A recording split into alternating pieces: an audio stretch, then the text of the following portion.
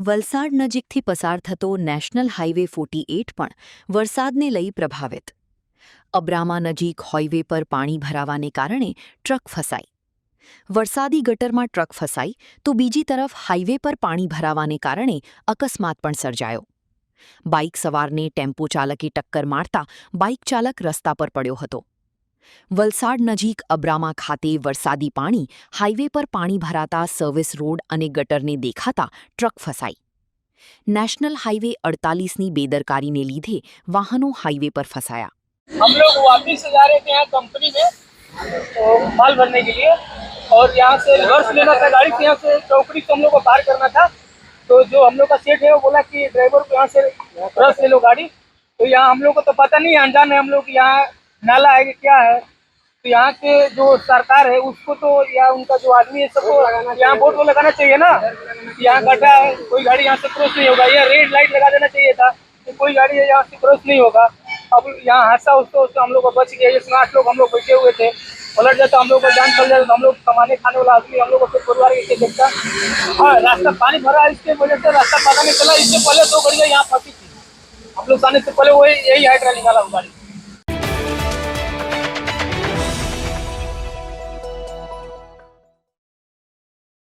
વલસાડ જિલ્લામાં આભ ફાટ્યું. મુશળધાર વરસાદે સમગ્ર વલસાડને ડૂબાડ્યું. સમગ્ર વલસાડ શહેરમાં ઠેર ઠેર કમરસમા પાણી ભરાયા.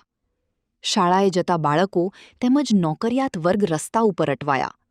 સમગ્ર વલસાડ શહેર પાણી પાણી થયું. વલસાડ શહેરનું જનજીવન ખોરવાયું.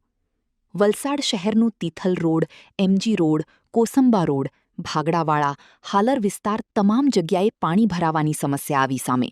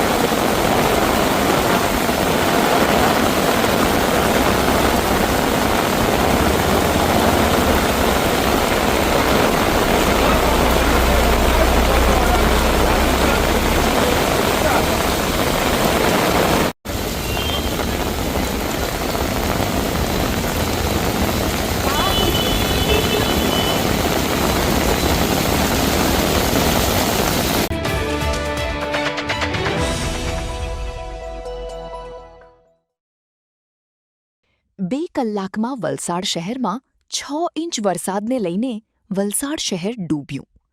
વલસાડ શહેરના અનેક વિસ્તારોમાં ભરાયા પાણી. વલસાડ શહેરને અડીને આવેલ ભાગડાવાડા ગામની સોસાયટીઓમાં ભરાયા પાણી. ભાગડાવાડા વિસ્તારની ગ્રીન પાર્ક, યોગેશ્વરનગર, વિનાયકનગર સોસાયટીમાં પાણી ઘૂસ્યા. લોકોના ઘરોમાં પાણી ઘૂસતા લોકોના ઘરોના માલ સામાન, ઘરવખરીનો સામાન બગડ્યો. ગૂંઠણસમા પાણી તમામ સોસાયટીમાં ભરાતા લોકોની હાલત ખરાબ થઈ. વલસાડ શહેરનું જનજીવન અસ્તવ્યસ્ત થયું.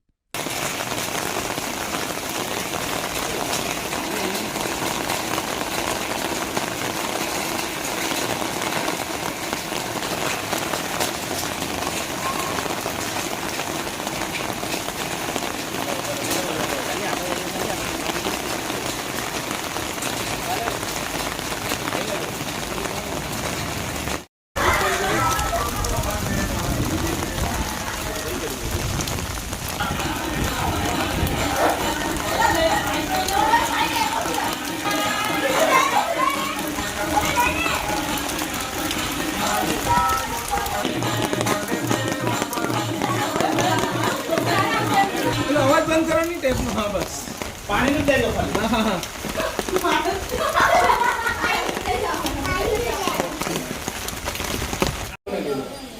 શું નામ તમારું? સંગીતાબેન શું સમસ્યા છે, કેવો વરસાદ છે ને કેટલું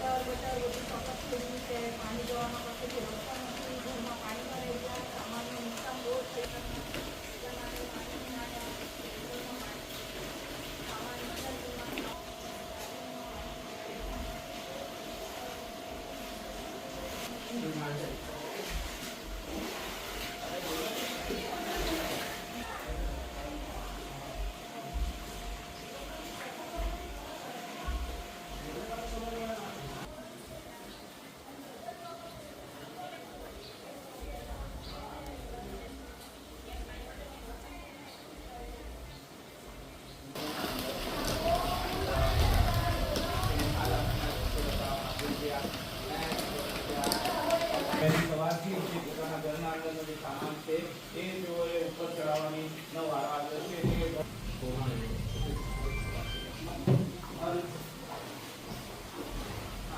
હું સંગીતા બેન છું. અહીંયા હું વિનાયક નગરમાં રહું છું, કોસંબા રોડ પર પોલિટેકનિક કોલેજ આ વિસ્તાર છે.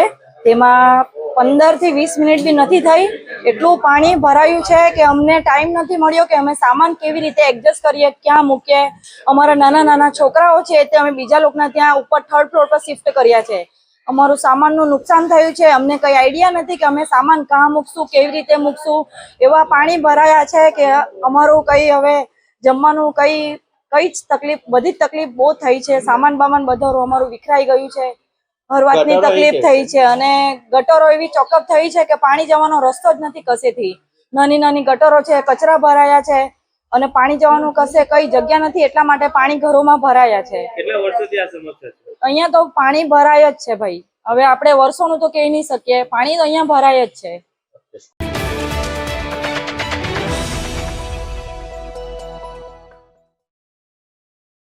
વલસાડના નાનકવાડા વિસ્તારમાં ભારે વરસાદને કારણે રસ્તા પર ભરાયેલા પાણીમાં કાર ફસાઈ. મારુતિવાન કાર ફસાતા સ્થાનિકોએ કારને બહાર કાઢી. નાનકવાડાથી ખારિયાને જોડતા માર્ગ પર ભારે પાણી ભરાયું. કાર ચાલક પોતાના ઘરે જતી વેળા બની ઘટના.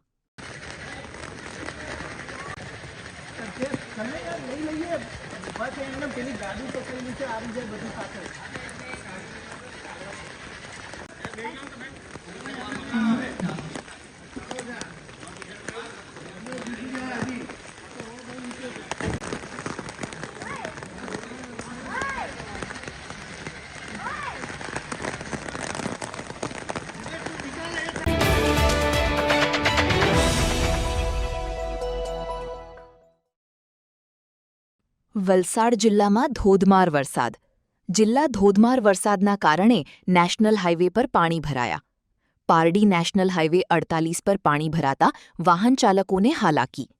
અમદાવાદ મુંબઈ નેશનલ હાઇવે પર પાણી ભરાતા વાહન ચાલકો મુશ્કેલીમાં. હાઇવે ઓથોરિટી દ્વારા યોગ્ય પાણી નિકાલ ન કરતા વાહન ચાલકો મુશ્કેલીમાં.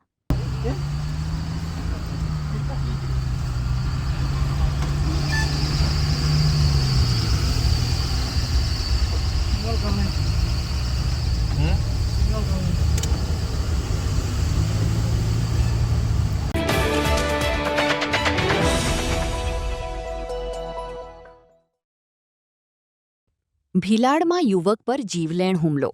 પોલીસમાં એફઆઈઆર નોંધાઈ. ભીલાડના સરીગામ વિસ્તારમાં 30 જૂન 2026ની રાત્રે એક યુવક પર લોખંડના રોડથી હુમલો કરવામાં આવ્યો હોવાની ફરિયાદ નોંધાઈ છે. ફરિયાદ અનુસાર રસ્તા પર રોકી ગાળો આપી હુમલો કરવામાં આવ્યો હતો, જેમાં યુવકને માથા સહિત શરીરે ઈજાઓ પહોંચી હતી. ઈજાગ્રસ્તને સારવાર માટે હોસ્પિટલ ખસેડવામાં આવ્યો હતો. આ મામલે સરીગામ પોલીસ સ્ટેશનમાં આરોપી સામે બીએનએસની વિવિધ કલમો હેઠળ ગુનો નોંધવામાં આવ્યો છે અને પોલીસે વધુ તપાસ હાથ ધરી છે. मेरा नाम मनीष सिंह है और मैं मनसुख भाई की चाल में रहता हूँ और मेरा भिलाड़ में दुकान है. तो मैं 30 तारीख को दुकान बंद करके रात में और घर आ रहा था. तो मैं उधर से पीछे वाले रास्ते से आना पड़ता है मनसुख भाई के चाल में. तो मैं रोड से आ रहा था तो उधर ही ईंट भट्टे के पास एक आदमी है मनीष हलपति करके, और वो सबको गाली दे रहा था और सबको मार रहा था. नशे में था, शायद क्या नशा था, लेकिन बहुत मार रहा था लोगों को. हाथ में, किसी के पैर में, किसी के अब मुझे भी रोका तो मेरे सर पे मारा उसने, और जैसे ही मुझे मारा तो पीछे से फिर और एक बाइक आ गई, तो वो उनको मारने चला गया। तो मैं तुरंत ही बाइक छोड़ के वहाँ से भाग लिया। भाग के मैं आगे आया और हमने 112 को कॉल किया। तो 112 और 108 साथ में आई 15-20 मिनट बाद।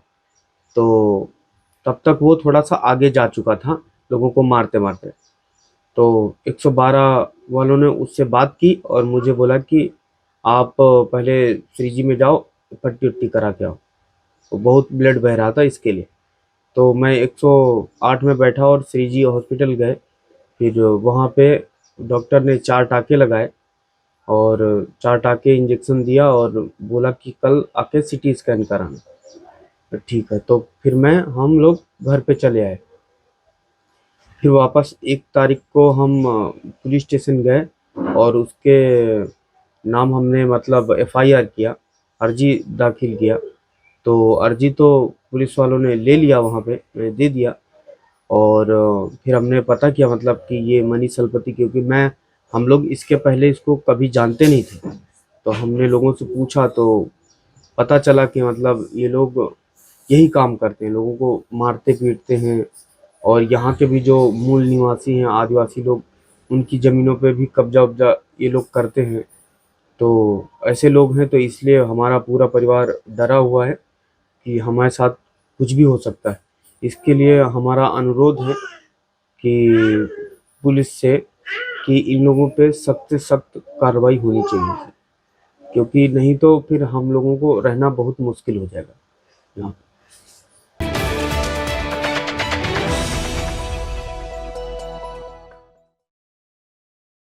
ઉમરગામ નગરપાલિકાની સામાન્ય સભાનું આયોજન નગરપાલિકા સભાખંડમાં કરવામાં આવ્યું હતું. ઉમરગામ નગરપાલિકા પ્રમુખ ખુશ્બુબેન જાદવની અધ્યક્ષતામાં સામાન્ય સભા યોજાઈ હતી. એજન્ડા મુજબ સભાની શરૂઆત થઈ હતી. આજની સભામાં ઉમરગામ નગરપાલિકાની વિવિધ સમિતિઓની રચના કરાઈ હતી.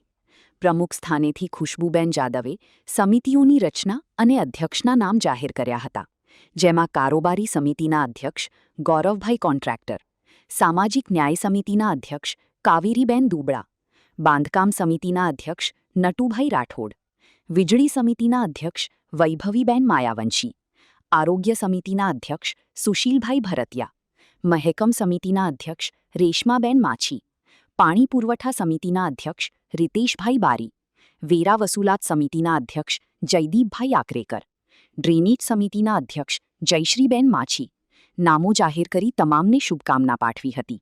સામાન્ય સભામાં સમિતિની રચના બાદ અધ્યક્ષ સ્થાનેથી અરજીઓનું વાંચન તેમજ વિવિધ વિષયો પર ચર્ચા શરૂ કરાઈ હતી, જે દરમિયાન કોંગ્રેસ અને અપક્ષના કોર્પોરેટરોએ કેટલાક વિષયો પર ચર્ચા કરી હતી.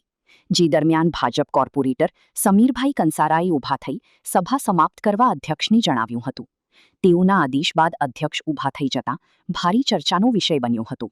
શિસ્તમાં માનનારી ભાજપ પક્ષના કોર્પોરેટરનું વર્તન ક્યાંક ને ક્યાંક અધ્યક્ષને અસમંજસની સ્થિતિમાં મૂકી દીધા હતા. જો કે બાદમાં વિવિધ વિષયો પર ચર્ચા થઈ હતી, જેમાં સિક્યોરિટી એજન્સી તેમજ સફાઈ એજન્સીને કરવામાં આવેલ ચૂકવણા અંગે વિરોધ પક્ષના નેતા મનોજભાઈએ સવાલો ઊભા કર્યા હતા, જેની સામે પ્રમુખ સ્થાનેથી બંને એજન્સીઓની સેવા સમાપ્ત કરવામાં આવી હોવાનું જણાવ્યું હતું. સાથે જ અપક્ષ કોર્પોરેટર સુનિલ પારવે દ્વારા આકારણી બાબતે આર્થિક રીતે સામાન્ય વર્ગના લોકોનું કામ સરળતાથી થાય તે માટે રજૂઆત કરાઈ હતી. અન્ય કેટલાક મહત્વના મુદ્દાઓ પર ચર્ચા બાદ સભા પૂર્ણ થઈ હતી. અતિ ઉત્સાહી એવા સમીરભાઈ કંસારાને આરોગ્ય સમિતિ આપવામાં આવી છે. ઉમરગામ ટાઉન વિસ્તારમાં નગરપાલિકાના લોકો માટે આરોગ્ય સુવિધાનો અભાવ છે. નગરજનો સમીરભાઈ કંસારા સમક્ષ આશાની મીટ માંડી બેઠા છે. પ્રાથમિક સુવિધા મળી રહી તે માટે ઉમરગામ નગરપાલિકા વોર્ડ નંબર 1 અને 2 માં ડોક્ટર તથા ક્લિનિક નગરપાલિકા દ્વારા શરૂ કરવામાં આવી તે દિશામાં સમીરભાઈ કંસારા પ્રયાસ કરે તે જરૂરી બન્યું છે. નમસ્કાર ઉમરગામ. આજે આપણે નગરપાલિકાની મારા ચૂંટાયા પહેલી સામાન્ય સભા થઈ છે.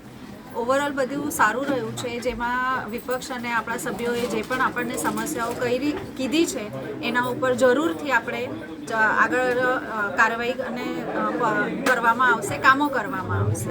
બીજું કે આજે જે પણ નગરપાલિકાની વિવિધ સમિતિઓની રચના થઈ છે તેના અધ્યક્ષોને હું શુભકામના પાઠવું છું. આપણે જેવી રીતે પહેલેથી મેં કીધું છે કે આપણે બહુ સારી રીતે ટ્રાન્સપરન્સી સાથે આગળ સફળ કામ કરવાનું છે. ભાજપ આગળ સફળ કામ કરતી આવી છે ને કરતી રહેશે એવી હું મારા નગરપાલિકાના લોકોને આશા આપું છું. હા, આજે જે નગરપાલિકાની વિવિધ સમિતિઓ બનાવવામાં આવી છે એમાં હું સમિતિ અને અધ્યક્ષનું નામ જાહેર કરું છું. કારોબારી સમિતિના અધ્યક્ષ છે આપણા ગૌરવભાઈ કોન્ટ્રાક્ટર. સામાજિક ન્યાય સમિતિના અધ્યક્ષ છે કાવેરીબેન દુબડા. બાંધકામ સમિતિના અધ્યક્ષ છે આપણા નટુભાઈ રાઠોડ. વીજળી સમિતિના અધ્યક્ષ છે આપણા વૈભવીબેન માયાવંશી. આરોગ્ય સમિતિના આપણા અધ્યક્ષ છે સુશીલભાઈ ભરતિયા. મહેકમ સમિતિના આપણા અધ્યક્ષ છે રેશમાબેન માછી. પાણી પુરવઠી સમિતિના આપણા અધ્યક્ષ છે રીતેશભાઈ બારી. વેરા વસૂલાત સમિતિના આપણા અધ્યક્ષ છે જયદીપભાઈ અકરેકર. ડ્રેનેજ સમિતિના અધ્યક્ષ છે આપણા જયશ્રીબેન માછી. આ વિવિધ સમિતિના અધ્યક્ષને મારો ખૂબ અભિનંદન. अभी फोन करने पे सुनता नहीं है, तो जरा आप बोलो कि भाई सब फोन करे तो जरा 4 दिन से लाइट नहीं, 7 नंबर बोल रहा हूँ, बोले बारिश बाद ठीक होगा. ऐसा थोड़ी चलता है, अंधेरे में रहेंगे क्या? कचरा वालों कहाँ સુધી આવે તમારા ઘર બાજુ?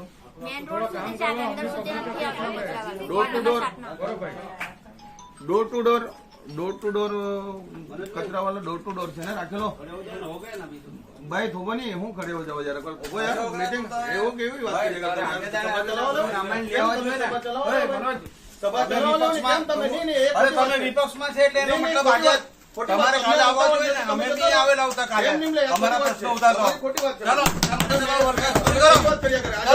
ચાલો ફોન ચાલો તમારે જે છે તે પ્રમુખ કરે કરો અમારે ખોટી રીતે તમે જબરદસ્તી કરી આગળ આવું થોડું ચાલે યાર આવું થોડું ચાલે ચાલો સામાન્ય સભા આમ ગલત છે તમે પહેલી વાર શબ્દ આપી નાખ્યો કરો ને પહેલા છે સભા કઈ નહીં કરતી તમે આવી સભા ચલાવાઈ હોય તમારે કેવી વાત કર્યા કરે યાર થોડું ચાલે યાર સભા ચલાવો સભા કેમ રાખી પડી નહીં નહીં સભા રાખી કેમ સભા કેમ રાખી પ્રમુખ સ્થાનેથી છે સામાન્ય સભા નહીં સભા કેમ રાખી પ્રમુખ સ્થાને મારે પૂછવાનું છે કે સભા રાખી કેમ हाँ અમે અહીંયા જ બેસી જાઉં સભા ચલાવો નહીં તો અહીંયા જ બધા બેસી જાઉં અમે નીચે બેસી જાઉં નહીં તમે સભા ચલાવો નહીં પછી અહીંયા નીચે બેસી જાઉં બધા નહીં કેટલો ટાઈમનો ટાઈમ એવું નહીં હું પહેલેથી સભામાં આવ્યો પહેલી વાર નથી આવ્યો મેડમ હું ઘણી વાર બધી વાર સભામાં આવું છું હજુ તો ચાય ના એટલે ઉપરની વાત છે તમે સભા તમે ચાલુ રાખો ને કરો તમે મુદ્દાઓને પ્રમુખ સ્થાને કાંઈ લીધા છે